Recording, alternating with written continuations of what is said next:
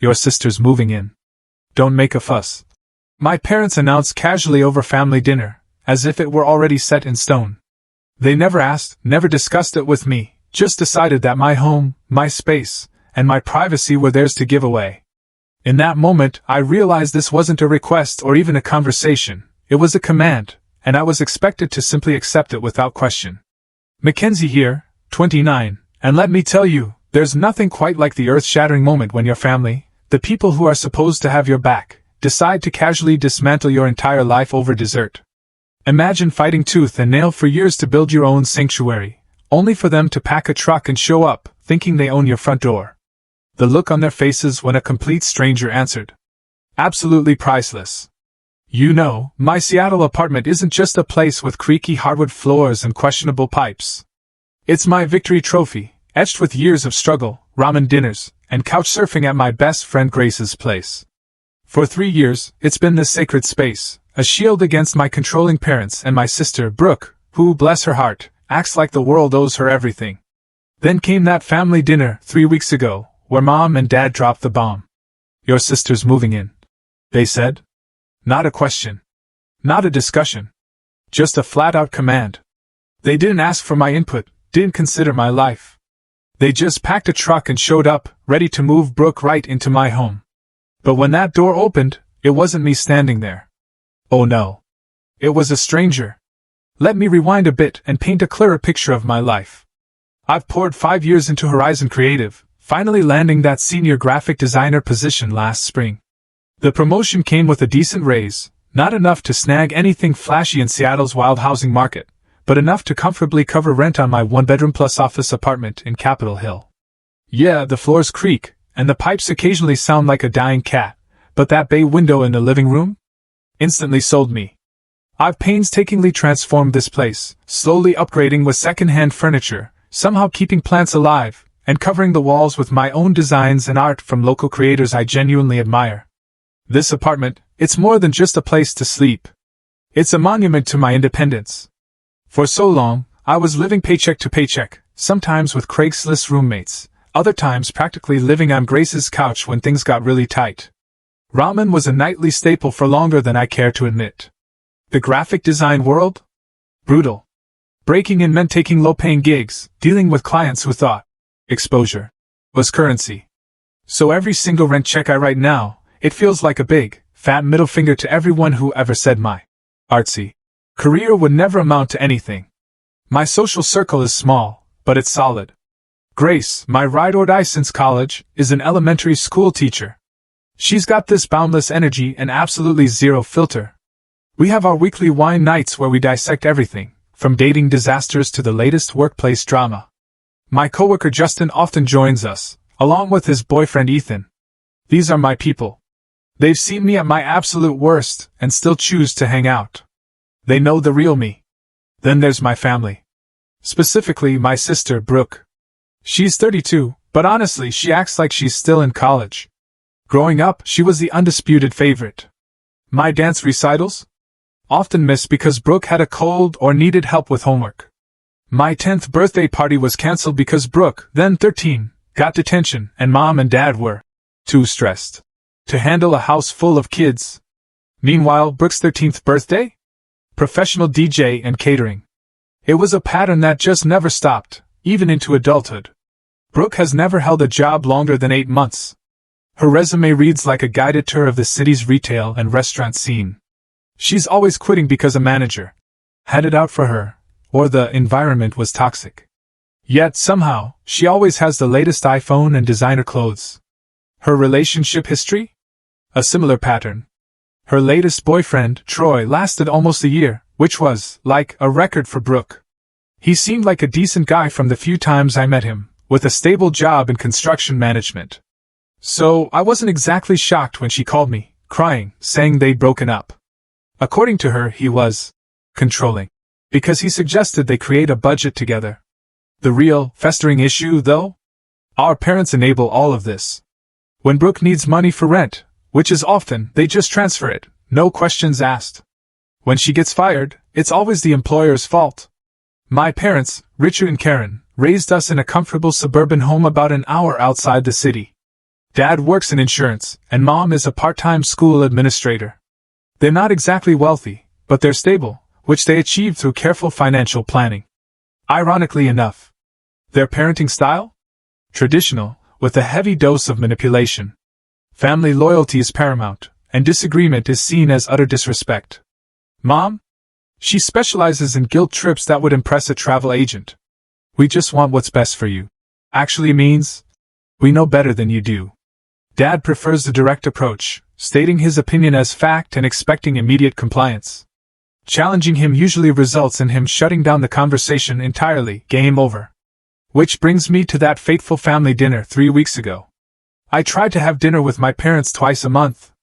Partly out of a genuine desire to maintain a relationship, partly to manage the mountain of guilt that builds up if I go too long without seeing them.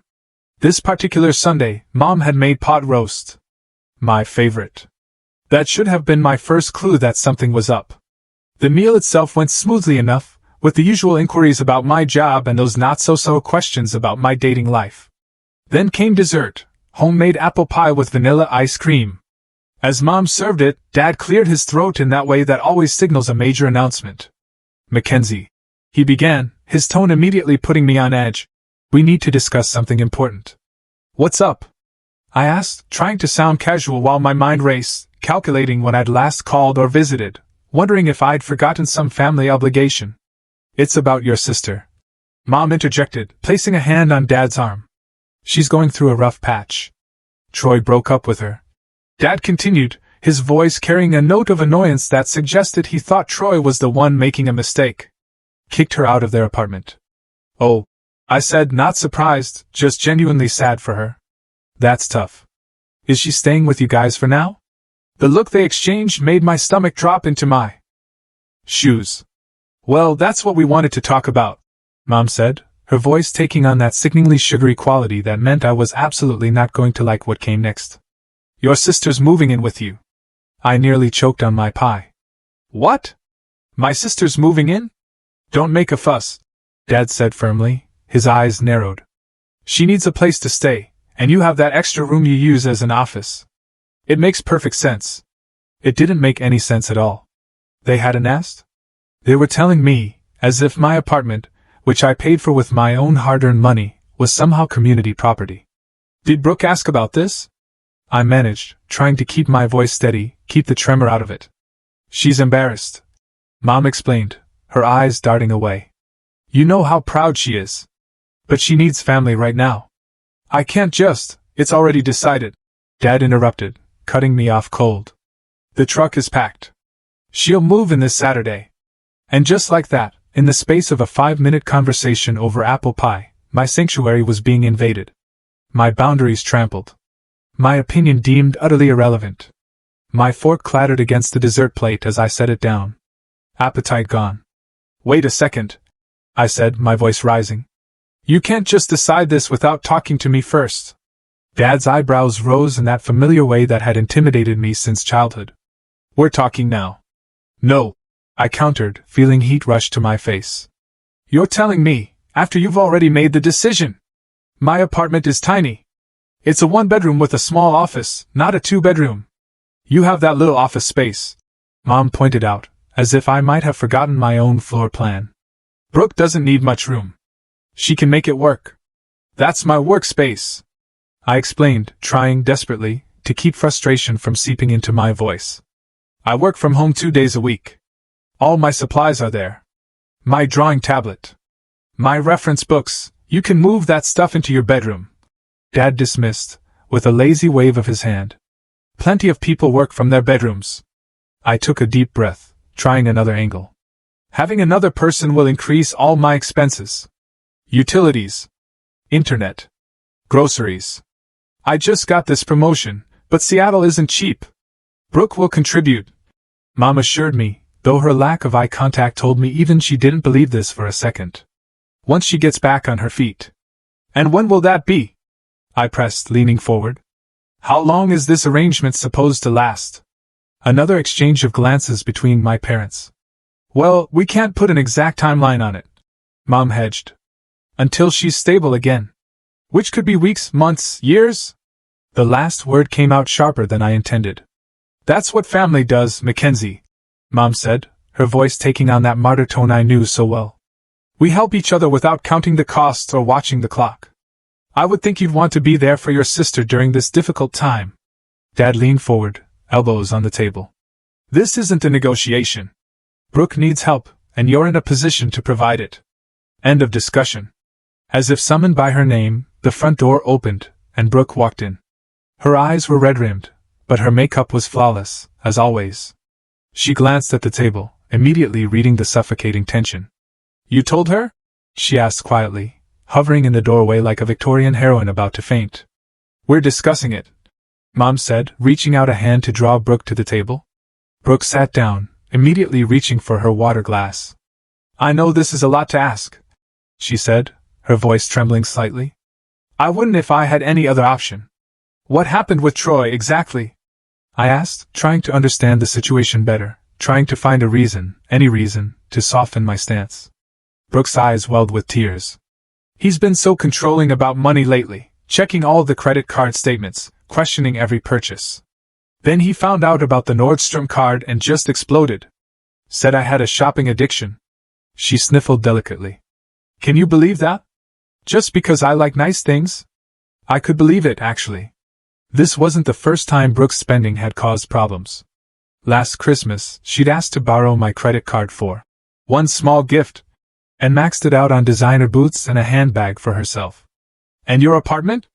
I asked. It was in his name, she admitted. He gave me 2 weeks to find somewhere else. What about your job at the boutique?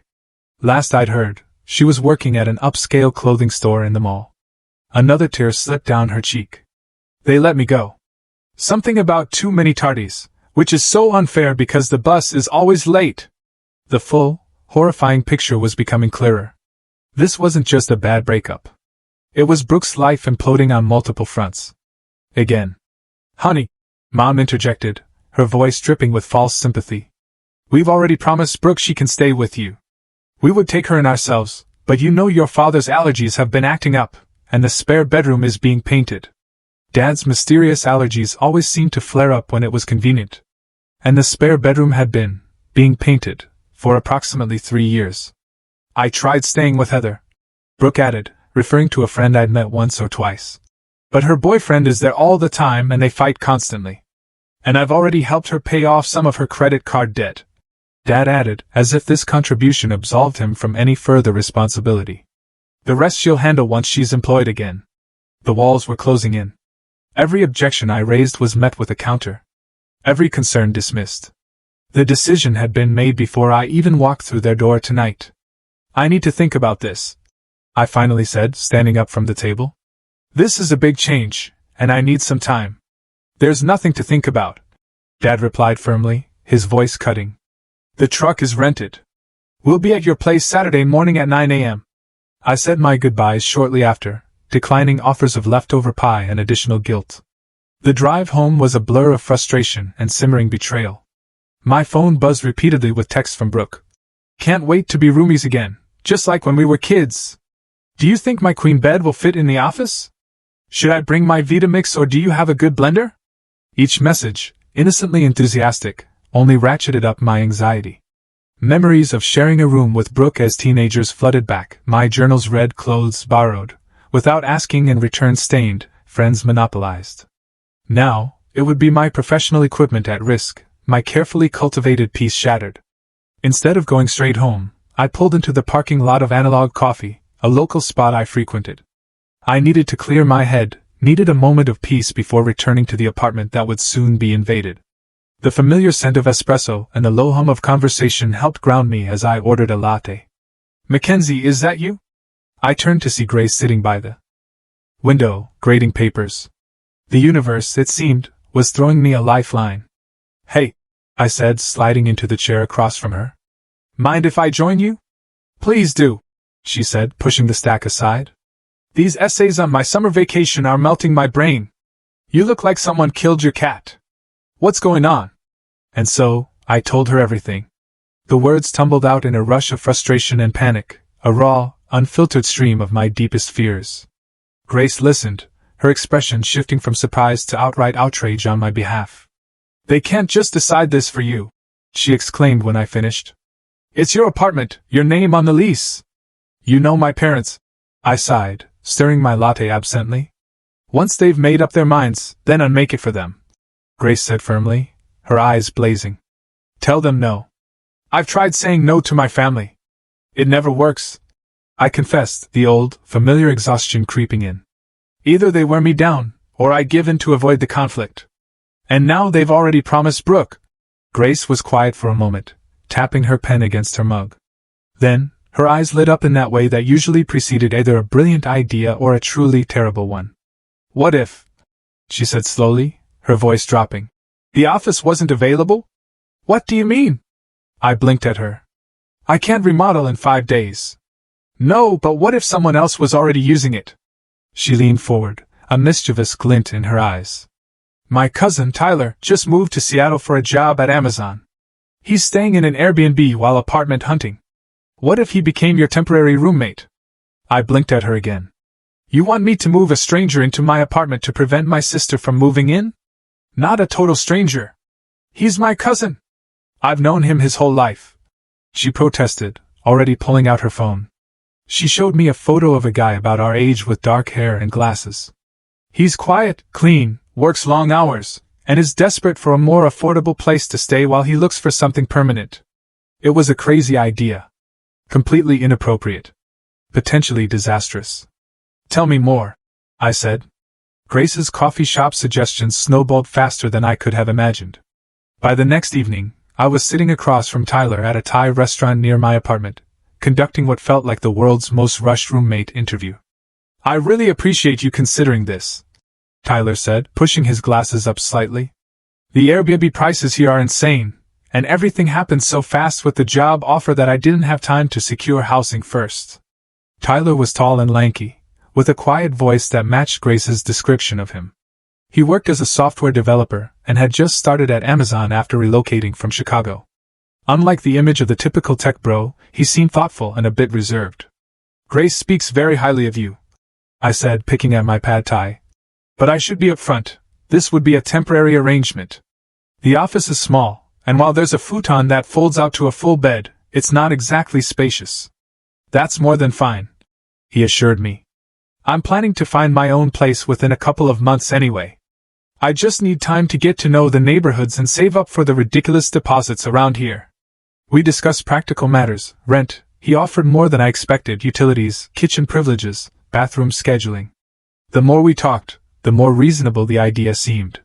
Tyler worked long hours and mentioned he often stayed late at the office. He wasn't much of a cook but was scrupulous about cleaning up after himself.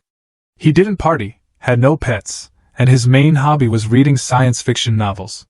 I should also mention, I said, lowering my voice slightly, the real reason I need a roommate quickly is complicated. My sister was supposed to move in this weekend. My parents decided this without asking me, and I'm trying to prevent that from happening. Instead of the judgment I half expected, Tyler nodded understandingly. Grace mentioned something about family pressure. I get it. My mom still tries to plan my life from 1,000 miles away. You don't think it's terrible of me to block my sister?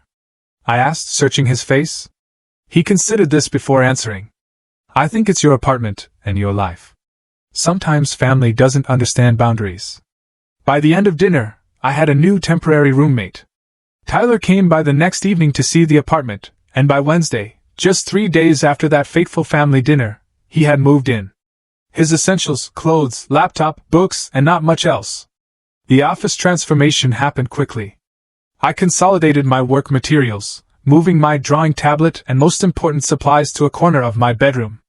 It wasn't ideal, but it was workable for the short term. Tyler helped rearrange the furniture to maximize the small space, and by Wednesday night, the office had become a functional, if compact, bedroom.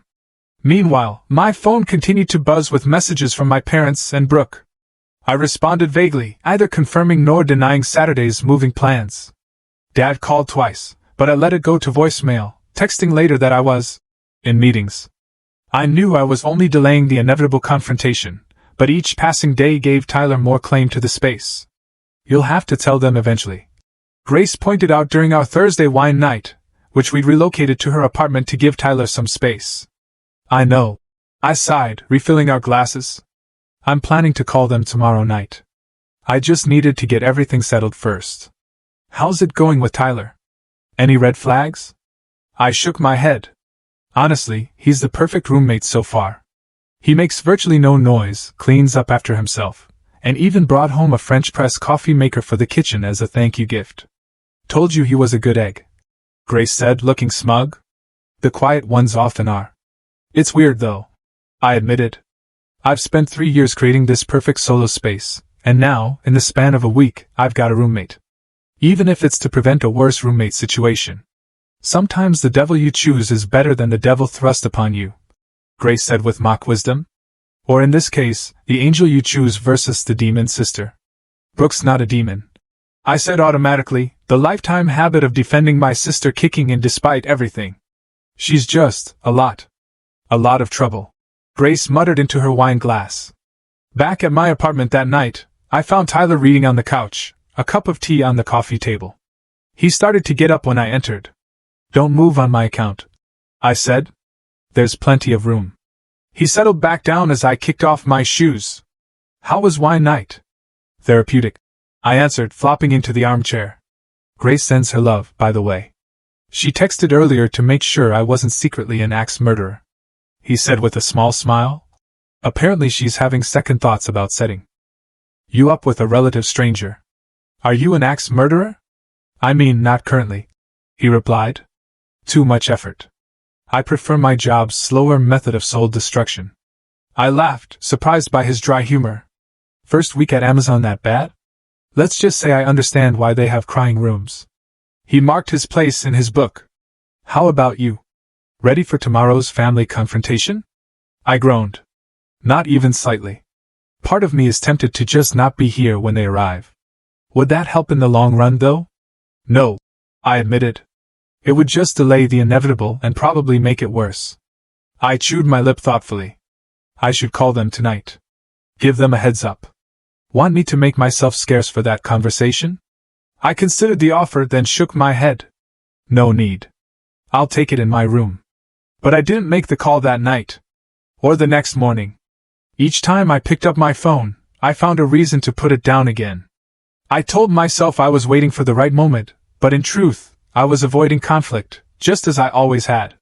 Friday evening arrived with still no direct communication about the changed situation. Tyler and I were sharing a pizza and watching a documentary when my phone buzzed with a text from my mother. Don't forget we'll be there at 9 a.m. tomorrow with Brooke's things. Please make sure the office is cleared out. Love you. I stared at the message, anxiety churning in my stomach. Tyler glanced over, raising an eyebrow. They're still coming tomorrow, I said, showing him the text. I never told them. What are you going to do? I took a deep breath. I guess I'll be having an unexpected family reunion in the morning. Do you want me to be out for that? Tyler asked. I can make myself scarce for a few hours. I considered this, then made a decision that would change everything. Actually, if you don't mind, I'd like you to be here. I straightened my shoulders. In fact, I think you should answer the door. Saturday morning arrived with gray skies and a steady drizzle, typical Seattle weather that matched my mood perfectly. I'd barely slept, rehearsing conversations in my head and imagining worst-case scenarios. Tyler and I were having coffee at the kitchen counter, an island of calm before the storm. You sure about this? He asked, glancing at the clock. It was 8:45 a.m. No, I admitted, clutching my mug like a lifeline. But I'm out of options and time. We could still call them, he suggested, ever practical. Give them a heads up. I shook my head. They just tried to talk me out of it, or worse, show up anyway and demand that you leave immediately. At least this way, they'll be too shocked to have a prepared response.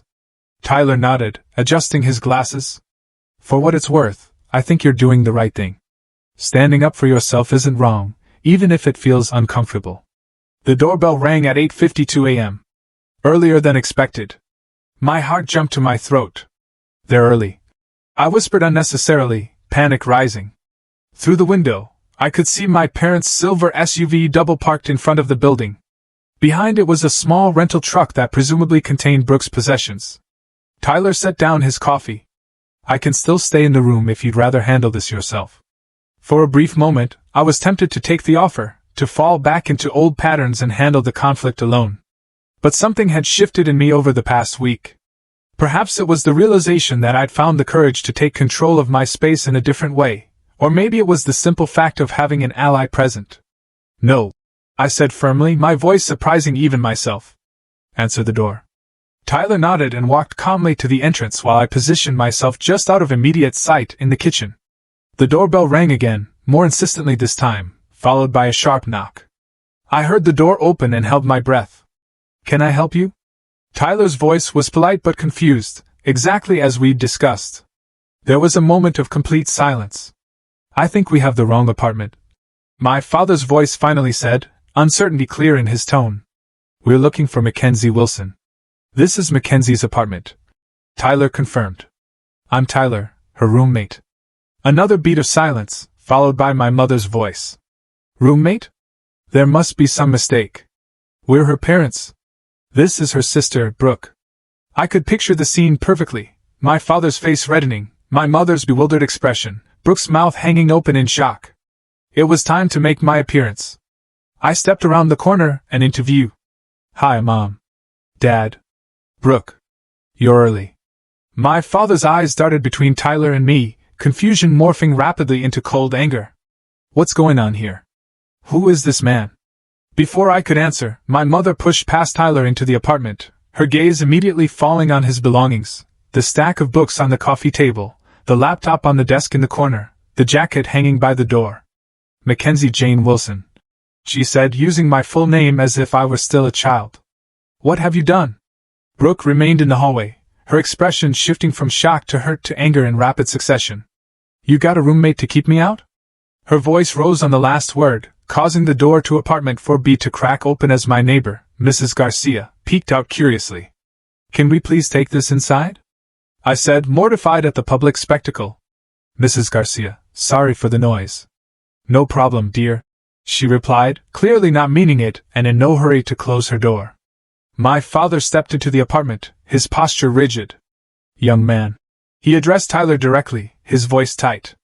"I don't know what Mackenzie has told you, but there's been a misunderstanding. We need you to leave immediately." Tyler stood his ground, calm but firm. "Sir, I've signed a rental agreement with Mackenzie. I live here now." "Rental agreement?" My father's voice rose to a roar. "Mackenzie, what is he talking about?" Brooke chose this moment to enter the drama fully, dropping dramatically onto the hallway floor. "I'm going to be homeless," she wailed, clutching her head. "My own sister would rather have a total stranger than help family." A door across the hall opened, and now Mr. Peterson was watching too. "Perfect. Is everything all right out here?" Mr. Delgado, our building manager, appeared at the top of the stairs, attracted by the commotion. "We've had noise complaints. 5 minutes into this confrontation, and I'd already managed to involve half the building." My father was staring daggers at Tyler. My mother was inspecting the apartment like she was cataloging violations. Brooke was creating a scene in the hallway, and the neighbors were getting a free Saturday morning show. "Everything's fine," I said to Mr. Delgado, my voice strained. "Family discussion. We're taking it inside now." "Please do," he replied firmly. "Or I'll have to ask your visitors to leave the premises." "Everyone inside," I said, gesturing to my family. Now, reluctantly, they complied. Tyler closed the door, mercifully shutting out the curious neighbors. The small apartment suddenly felt even smaller with 5 people inside it. "Sit down," I said, pointing to the couch and armchair. "Please." My parents took the couch while Brooke, after a dramatic sniffle, perched on the arm of the couch, as far from them as possible. Tyler moved to stand by the kitchen counter, giving us space while remaining present. The moment of truth had arrived. I took a deep breath, unclenching my fists at my sides. The apartment fell silent as everyone waited for an explanation, the only sound the faint ticking of the wall clock and Brooke's occasional theatrical sniffles. "I need everyone to listen to me," I began, my voice steadier than I expected. "Really listen." Without interrupting. Dad opened his mouth, but Mom, to my shock, placed a hand on his arm, silencing him. I took that as permission to continue. "For as long as I can remember, what I want, what I need, has always come second in this family." The words felt dangerous, like stepping onto thin ice, but I pressed on.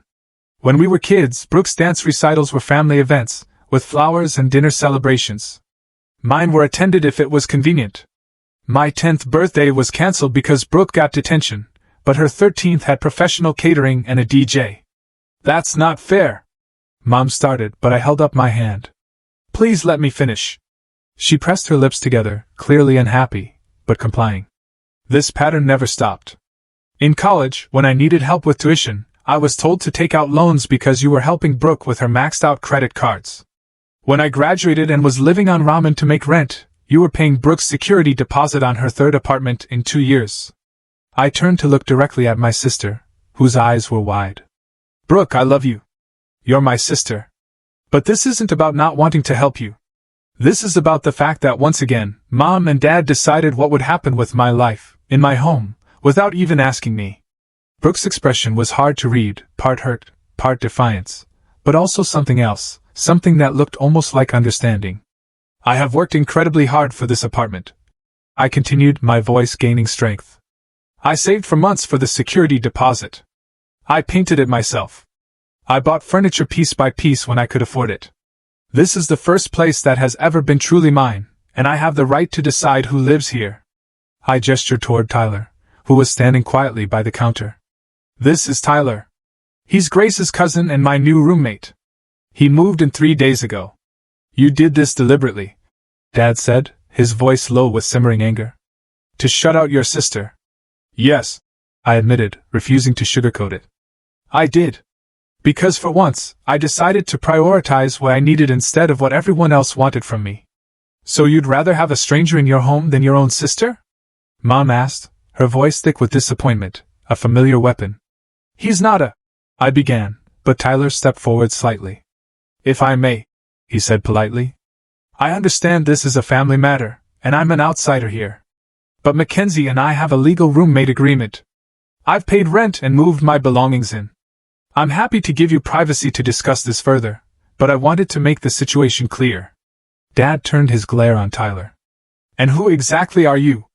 Where did you come from? How do we know you're not taking advantage of our daughter?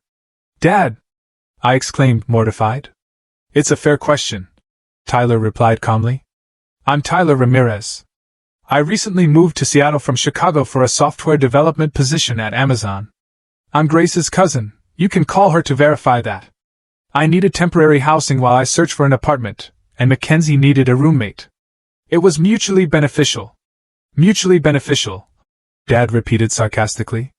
While your own sister is left without a place to live? That's cold, Mackenzie. I didn't raise you to be so selfish.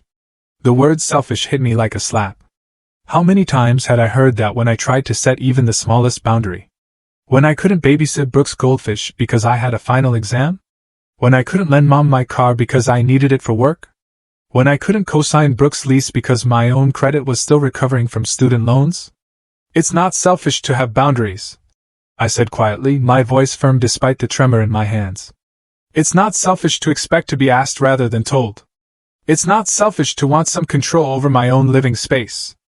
We're family, Mom said, as if those 2 words trumped all other considerations. Family helps family.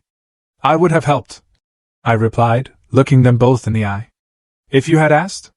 If you had respected me enough to have a conversation instead of an announcement. If there had been any consideration of what this would mean for my life and work. An uncomfortable silence fell over the room. Tyler shifted slightly, then spoke again. I think I'll step out for a bit. Give you all some privacy to talk. He looked at me. Text me when you'd like me to come back. I nodded gratefully, and he slipped out the door, leaving me alone with my family. The apartment felt both emptier and more pressurized without his calming presence. As soon as the door closed, Brooke stood up. Well, this is just perfect, she said, tears welling in her eyes again. My little sister hates me so much she'd rather live with a total stranger. I don't hate you, Brooke, I sighed, suddenly bone-tired. This isn't about you, not really. It sure feels like it's about me. She shot back. Where am I supposed to go now? The truck is rented. All my stuff is packed. You could stay with Mom and Dad, I suggested. Dad's allergies seem to come and go conveniently. Dad's face reddened.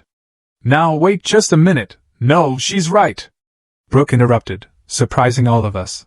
She turned to our parents, suddenly animated. Why exactly can't I stay with you? The spare room has been being painted for what, 3 years now? Mom looked flustered. Well, your father's allergies have been particularly bad lately, and that's bullshit, Brooke said flatly. Brooke! Mom gasped. Language? No, I want to know, she pressed, a fiery determination in her eyes I hadn't seen before. Why push me on to Mackenzie? Why not help me yourselves? Dad and Mom exchanged uncomfortable, guilty glances. We thought, Dad began, then stopped, floundering. You need to learn independence, Brooke. You're 32 years old. You can't keep bouncing from crisis to crisis expecting others to catch you. I blinked in surprise. This was not the direction I had expected this conversation to go. So your solution was to force me on Mackenzie? Brooke asked incredulously. How exactly does that teach me independence? We thought, Mom tried again. You and your sister could support each other. She's always been so responsible, and you could help with rent. The truth dawned on me slowly, then all at once, like a blinding light. You weren't trying to help Brooke by sending her to me, I said quietly, my voice barely a whisper. You were trying to help yourselves. You're tired of bailing her out, but you feel too guilty to cut her off completely. So you thought you'd make her my responsibility instead. The silence that followed confirmed my suspicion. For the first time, I saw my parents not as the all-powerful authorities of my childhood, but as flawed, tired people who had simply run out of solutions. Brooke laughed, a short, bitter sound. Wow. So nobody actually wanted me. That's just great. She turned away, wiping at her eyes, and I felt a surge of sympathy, despite everything. For all her drama and self-centeredness, this had to hurt. I'm going to wait in the car, she said, voice thick with tears. Figure out what you're doing with my stuff. She walked out, closing the door with surprising gentleness behind her. The three of us remaining sat in uncomfortable silence for a long moment. We were trying to do what's best for everyone. Mom finally said, her voice small. By making decisions for everyone without consulting them? I replied, my voice calm but firm. That's not doing what's best. That's doing what's easiest. Dad sighed heavily, suddenly looking older than his 58 years. We've supported Brooke through 3 evictions, 5 job losses, and more relationship drama than a soap opera. We're exhausted, Mackenzie. We thought maybe if she had your influence, so you volunteered me for the job without asking. I finished for him. Because it's easier to steamroll me than to set boundaries with Brooke. Either of them denied it. I'm not going to be your solution, I said firmly, the conviction solid in my voice. I love you both, and I love Brooke, but I won't set myself on fire to keep everyone else warm. Not anymore. Dad stood up abruptly. We should go figure out what to do with the truck and Brooke's things. Mom followed his lead, gathering her purse. This isn't like you, Mackenzie. The daughter I raised would never let her sister struggle. The guilt trip was so predictable I almost laughed. The daughter you raised is standing right here, Mom, I said, meeting her gaze. I'm just finally speaking up for myself. They left with minimal goodbyes, the atmosphere thick with disappointment and unresolved tension. As the door closed behind them, I sank onto the couch, emotionally drained but also experiencing a strange, light feeling. I eventually recognized it as relief. The confrontation I'd feared for so long had happened, and I was still standing. The apartment was still mine, and for perhaps the first time in my adult life, I had set a boundary with my family and held it, despite the guilt and pressure. I was about to text Tyler when there was a soft knock at the door. Thinking he might have forgotten his key, I opened it without checking the peephole. Brooke stood there, alone, eyes red but dry. Can we talk? She asked quietly. Just us? I hesitated for just a moment before stepping aside to let Brooke in. She entered cautiously, as if she were now a guest rather than the entitled sister who had expected to move in without invitation. Mom and Dad left? I asked, closing the door. She nodded. They're sitting in the car, probably plotting their next